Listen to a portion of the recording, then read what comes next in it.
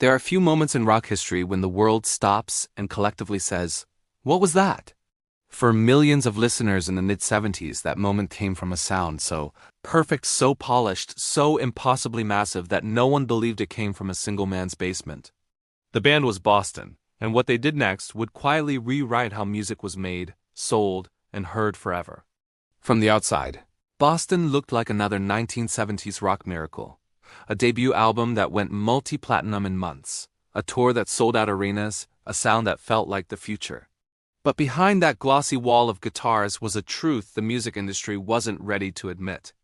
Boston didn't just break the rules of the record business, they bypassed them entirely.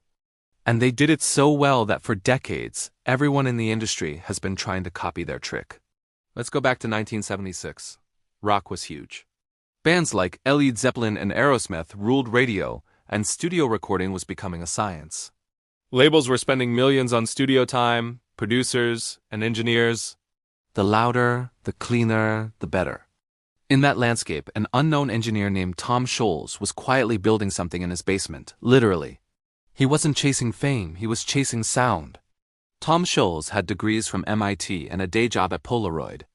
Nights, he retreated to his home studio, soldering circuits, rewiring amps, building machines no one else had. He wasn't just writing songs. He was inventing the technology to record them. Out of that obsession came the demos for more than a feeling, peace of mind, and foreplay long time. When record labels first heard them, they didn't believe they were demos. They thought they were finished tracks from a major studio.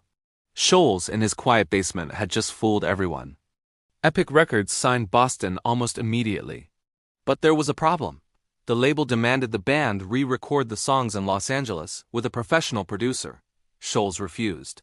He knew that if he walked into a conventional studio, the engineers would strip away everything that made his sound unique.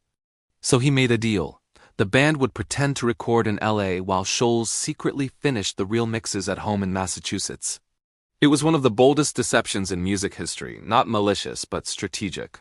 Scholz sent his final tapes to the label, claiming they were from California. In reality, they were from his basement on School Street. When Boston hit shelves in August 1976, it became the best-selling debut album in history at that time. The Secret Basement Project had outperformed every million-dollar studio in Los Angeles. What listeners heard was revolutionary. Layers of guitars that sounded like an orchestra, harmonies blended with mathematical precision, vocals floating like light through glass. No one had heard rock that clean. More Than a Feeling became an instant anthem, but beneath that melody was a new kind of production, one that would change radio forever. Scholz's homemade equipment, later sold commercially as the Rockman, shaped the sound of the 1980s. Suddenly, every producer wanted that same compressed, shimmering guitar tone. Bands from Def Leppard to Journey tried to reproduce it. Without meaning to, Scholz had turned his engineering hobby into a global template. But success came with consequences. The industry wanted more faster. Labels expected another instant hit. Scholz, however, was obsessed with perfection. It took him 8 years to release Boston's third album, an eternity in the record business. That tension between art and expectation became the band's defining battle. While the music stayed timeless, the machine around them began to crack. Yet even as the momentum slowed, Boston's legacy deepened.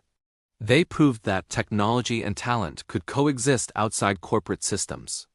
They were a bridge between analog craftsmanship and the digital future.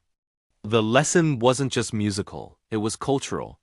Great work can come from anywhere, even a basement. By the time digital home recording became mainstream in the 2000s, Tom Scholz's approach had become prophetic. Every modern artist who builds songs on a laptop, every bedroom producer uploading to Spotify, is living in the world Boston created. What was once rebellion is now routine. The irony? The man who revolutionized recording never wanted fame. Scholz avoided interviews, donated much of his wealth to charity, and spent years in legal battles defending his creative control. In an industry driven by ego, Boston's leader chased precision, not popularity. And somehow, that humility made his art eternal. Today, listen to More Than a Feeling again. It still sounds fresh, balanced, and massive. Not because of nostalgia, but because it was engineered ahead of its time. The clarity, the mix, the energy, all built by hand by a perfectionist who believed music should sound exactly as it feels. So how did Boston fool everyone? They made perfection sound effortless. They made a homemade dream sound industrial. They showed that truth and illusion aren't opposites, they're ingredients of great art. Every modern hit, polished in a bedroom, every viral track mixed on a laptop, owes a quiet debt to that basement in Massachusetts. And that is how Boston didn't just change the music industry, they accidentally invented its future. If you made it this far, you probably care about stories that show how genius hides in plain sight. So if you want more deep dives into the hidden turning points of music, tech, and culture, make sure to subscribe. Because behind every legend, there is a moment when someone somewhere decided not to follow the rules, and that is where the real story begins.